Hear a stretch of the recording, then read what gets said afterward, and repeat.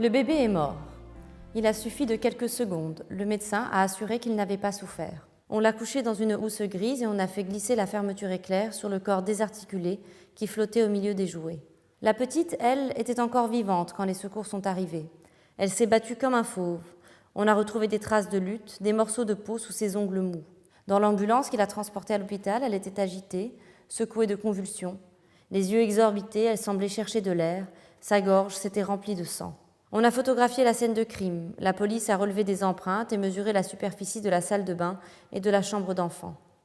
Au sol, le tapis de princesse était imbibé de sang. La table allongée était à moitié renversée, les jouets ont été emportés dans des sacs transparents et mis sous scellés. Même la commode bleue servira au procès. La mère était en état de choc, c'est ce qu'ont dit les pompiers, ce qu'ont répété les policiers, ce qu'ont écrit les journalistes. En entrant dans la chambre où gisaient ses enfants, elle a poussé un cri des profondeurs, un hurlement de louve. Les murs en ont tremblé. La nuit s'est abattue sur cette journée de mai. Elle a vomi et la police l'a découverte ainsi, ses vêtements souillés, accroupie dans la chambre, hoquetant comme une forcenée. Elle a hurlé, à s'en déchirer les poumons.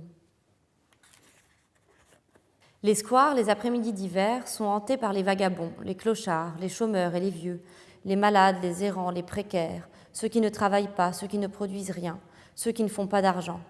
Au printemps, bien sûr, les amoureux reviennent, les couples clandestins trouvent un domicile sous les tilleuls, dans les alcôves fleuries, les touristes photographient les statues.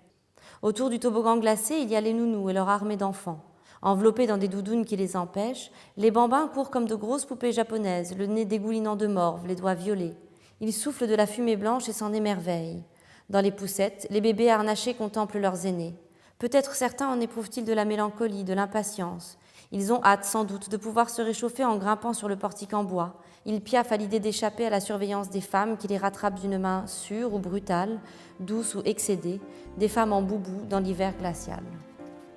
Alors j'ai choisi le titre Chanson douce parce que c'est une référence assez évidente à la berceuse chantée par Henri Salvador qui évoque tout de suite l'enfance, la tendresse, l'amour maternel. Et je trouvais ça assez amusant et en même temps terrifiant l'écart qui pouvait exister entre la douceur de ce titre et l'histoire de mon livre qui est celui d'une nounou qui assassine deux enfants, ce qu'on sait dès les premières pages du roman.